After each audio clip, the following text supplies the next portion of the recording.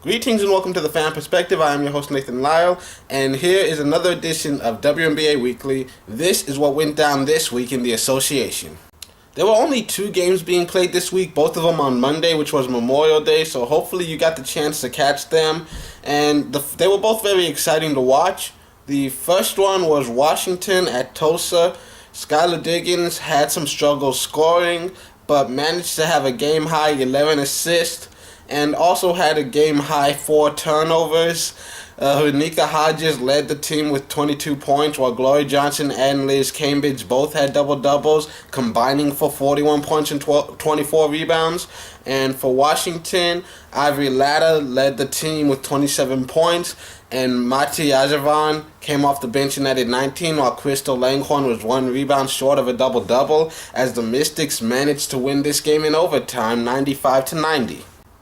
The second game was Chicago at Phoenix, the top 2 overall picks making their debut, and they actually put up some pretty similar numbers. They both had 8 rebounds, they both had 4 blocks. Delle Donne did a little more offensively, scoring 22 points, including 2 3-pointers, and she was second in the game only to Epiphanny Prince, who had 26 points, including 6 3-pointers. And Griner might have done more if it wasn't for the fact that she had 3 fouls in the first quarter and didn't play at all in the second quarter. But she had the highlights of the night as she dunked the ball twice in the fourth quarter. And to put that in perspective, in the 16 years since the WNBA started, there have been 3,699 WNBA games that Brittney Griner has not played in, and there have only been 3 dunks in those games. And Griner does it twice in her first ever pro game. Just saying.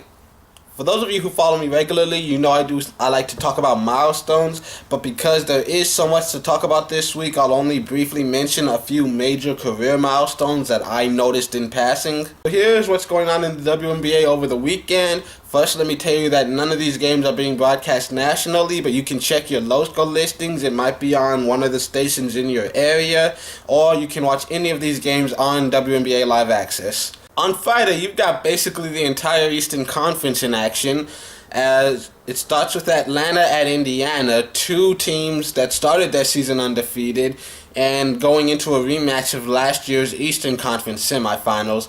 This game will begin at 7 p.m. Eastern Standard Time. And my prediction for this game is that the Fever and Dream, well, they both got off to a good start. However, those were both against, what I would consider lesser teams, so this will be a good test of where they're at. And I have trouble going against the Fever right now. I really do. The next game is Tulsa at New York. Both of these teams are still looking to get their first win of the season, and this game begins at 7:30 p.m. Eastern Standard Time. And Gabby Pondexter has a couple of milestones she's approaching. She is 7 made field goals behind the currently inactive Asa Jones for 16th on the all-time list. And she is also 8 made free throws behind Matee Ajavon for 15th on the all-time list. Tulsa has been an exciting team to watch so far in this season, but that excitement has not equaled wins. And between the two, I just like the Liberty better for both their roster and their head coaches. And then you've got Connecticut at Chicago. Both of these teams started their season undefeated, but only one will still be able to say that after this meeting. This game begins at 8:30 p.m. Eastern Standard Time, and Swincast is currently 5 made free throws behind Yolanda Griffith for 7th on the all-time list. My prediction: both of these teams started their season with a strong statement wins, and either could easily win this one. Personally, after watching her play, I feel like Delle Donne is easily the front runner for Rookie of the Year. She's playing at a high level, and there's plenty of talent around her, and it's hard not to choose Chicago right now.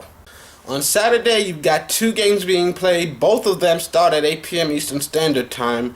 One of them is Los Angeles at San Antonio. The Sparks look to stay undefeated on the season, while the Stars look to claim their first win.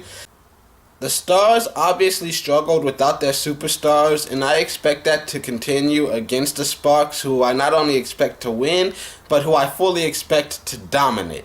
And then you've got Connecticut at Minnesota. Minnesota opens their season against Connecticut, who are on the second night of a back-to-back. And some injury news, Janelle McCarville sprained her ankle last week, and Maya Moore missed a couple of days of practice with a calf injury. Both of them are said to be back at 100% and are expected to start. And couple milestones from Lindsay Whalen.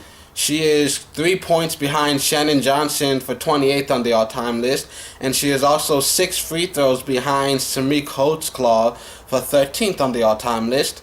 And my prediction for this game is that Minnesota might be a little rusty since this is the first game of the season, while Connecticut might be tired from playing the night before and then having to travel. The fatigue could play a role in this, and I think the Lynx should be able to pull off a win here. But don't be surprised if Connecticut is able to pull something off here, just because they might have a little momentum going into this. Then on Sunday, you've got 2 games to tune into. The first one is Atlanta at Washington. Washington will try to keep their young season undefeated, while Atlanta will either be trying to stay undefeated or trying to get back above 500. This game will begin at 4 p.m. Eastern Standard Time. And my prediction is that both of these teams have actually played very well to start the season, so I could believe either of them coming away with a win. So I'm just going to flip a coin. Heads, it's a Dream. Tails, it's the Mystics.